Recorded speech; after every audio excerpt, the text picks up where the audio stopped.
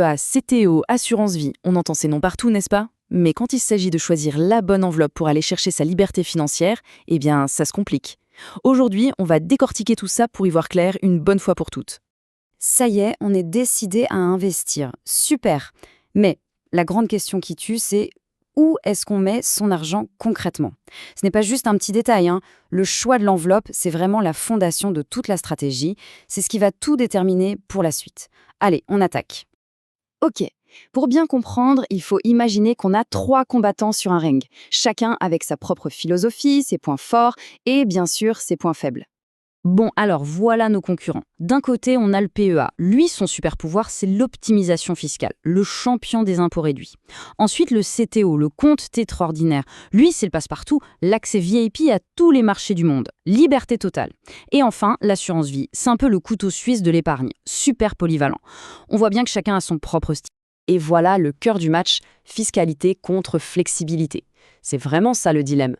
Est-ce qu'on préfère payer moins d'impôts, quitte à être un peu limité, ou est-ce qu'on veut une liberté absolue, même si ça coûte un peu plus cher en taxes? Il n'y a pas de réponse universelle, tout dépend vraiment de la stratégie. Alors là, attention, on touche au point le plus important pour le PEA. Après 5 ans, c'est 0 impôt sur le revenu sur les gains. Je répète, 0. Bon, il reste les prélèvements sociaux de 17,2%, mais quand même. En face, le CTO et l'assurance vie, c'est la fameuse flat tax, 30% sur tout. Pour quelqu'un qui investit sur le long terme, la différence est juste colossale. Mais bien sûr, il y a un mais. Cet avantage fiscal incroyable du PEA, il a un prix, les contraintes. Avec le PEA, on est limité principalement aux actions et ETF européens. Alors que le CTO, c'est le monde entier qui s'ouvre. Actions US, marchés émergents, matières premières, tout ce qu'on veut. C'est la liberté totale, sans aucune barrière. Ok, ce tableau résume tout parfaitement. Regardons ça de plus près. Fiscalité, avantage PEA après 5 ans, et l'assurance vie devient aussi très sympa après 8 ans. Pour le choix des actifs, le CTO est le roi, sans discussion. Le plafond, c'est le point faible du PEA, 150 000 € maximum. Et pour la liquidité, c'est-à-dire la facilité à récupérer son argent, le CTO est le plus direct. Ce qu'il faut retenir, c'est qu'il n'y a pas de gagnant absolu. C'est toujours une histoire de compromis, de ce qui est le plus important pour soi. Bon, assez de théorie. Voyons comment on peut assembler tout ça en pratique. On va regarder un exemple de stratégie, une approche qui a du sens, mais attention, ce n'est qu'une façon de faire parmi d'autres. Et cette phrase résume tout. Comprendre les supports, c'est déjà maîtriser une partie de la stratégie patrimoniale. C'est exactement ça. Une fois qu'on connaît ces outils, on peut commencer à bâtir quelque chose de solide. Alors, passons à l'action. L'approche proposée ici est super logique, en 2 temps. Étape 1, on blinde le PEA. On le remplit au maximum pour profiter à fond de son avantage fiscal sur tout ce qui est européen. C'est la base, le socle optimisé. Étape 2, une fois que c'est fait, on passe au CTO. Et là, on va chercher tout le reste. La diversification mondiale, les actions américaines, etc. En gros, on combine le meilleur des deux mondes. Et c'est important de le souligner, c'est un choix délibéré. C'est un arbitrage, comme on dit.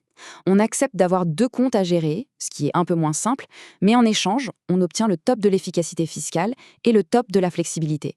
C'est un compromis intelligent. Mais attention, ce n'est pas la seule route possible, loin de là. On pourrait très bien se dire « moi, je veux la simplicité avant tout » et ne prendre qu'une assurance vie. Ou alors combiner une assurance vie avec un CTO. Chaque mix a ses avantages et ses inconvénients, notamment en termes de frais.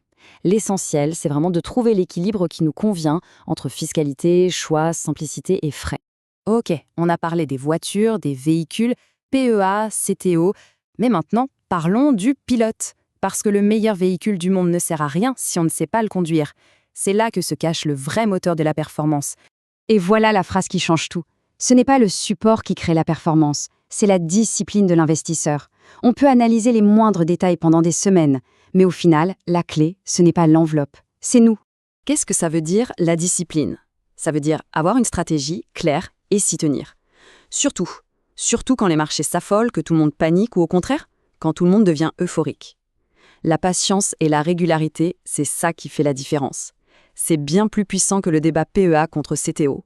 Bien entendu, il faut garder à l'esprit que tout ce qu'on vient de voir est à but informatif. C'est pour donner des clés de compréhension. Chaque situation personnelle est différente, donc il est vraiment crucial de faire ses propres recherches avant de prendre la moindre décision financière. La question finale, c'est donc quel est le bon outil pour son projet? Et ça, la réponse est unique pour chacun. J'espère que cette analyse a permis d'y voir plus clair sur le chemin qui mène à plus d'indépendance. Si c'est le cas, un petit j'aime fait toujours plaisir et soutient énormément. Pour ne pas manquer le plan d'action concret pour acheter sa liberté, le plus simple est de s'abonner. Et d'ailleurs, si tout ça vous a donné envie d'avancer, mettez simplement le mot liberté en commentaire, ça nous montre qu'on est sur la bonne voie. À très vite.